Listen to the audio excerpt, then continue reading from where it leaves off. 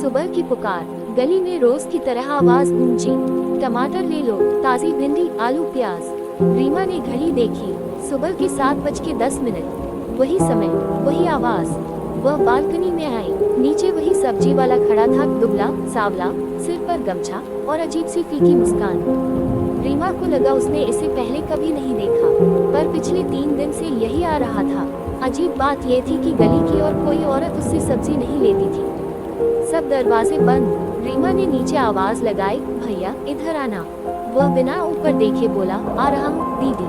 उसकी आवाज में अजीब खिंचाव था, जैसे गले से नहीं, कहीं अंदर से निकल रही हो। रीमा ने दरवाजा खोला। वह ठेला दरवाजे तक ले आया। सब्जियां सच में ताजी थी, पत्तों पर ओस जैसी नमी। कितने के टमाटर? आपके लिए, सस्ते, मेरे लिए। रीमा चौंकी। वो हल्का मुस्कुराया, आप नए आए हो ना इस घर में? रीमा के हाथ रुक गए। ये बात उसे कैसे पता? उसने जल्दी जल्दी सब्जी ली और पैसे दिए। जाते जाते उसने कहा, दीदी रात को खिड़की मत खोलना। रीमा ने पूछा, क्यों? वो पलटा भी नहीं, बस ठेला धकेलता हुआ गली से गायब हो गया। दोपहर में सामने वाली शर्मा आंटी आई। रीमा ने कैजुअली पूछा, आंटी वो सब्जी वाला रोज आता है क्या? आंटी का चेहरा सख्त हो गया। तुमने उससे सब्जी ली? हाँ। क्यों? आंटी ने धीमे कहा, इस गली में कोई उससे सब्जी नहीं लेता। रीमा हंसी, क्यों, खराब देता है क्या? आंटी ने फुसफुसाया, वो जिंदा नहीं है। रीमा हंसी रोक न पाई। Aunty please. आंटी बोली, 3 साल पहले इसी गली में एक सब्जी वाला ट्रक से कुचल गया था। सुबह सुबह उसका ठेला भी ऐसे ही था और आवाज भी ऐसी ही। रीमा के गले में जैसे कुछ अटक गया। उस रात ठीक 1:30 बजे खिड़की के पास हल्की खटखट हुई। टक टक। रीमा की आंख खुली।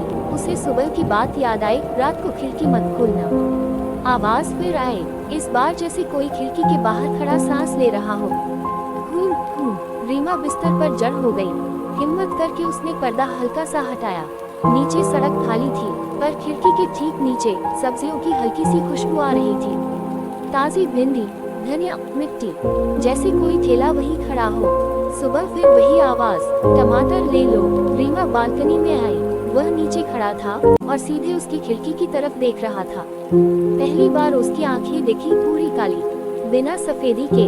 रीमा का दिल जोर से धड़कने लगा। रीमा ने गूगल पर खबर खोजी।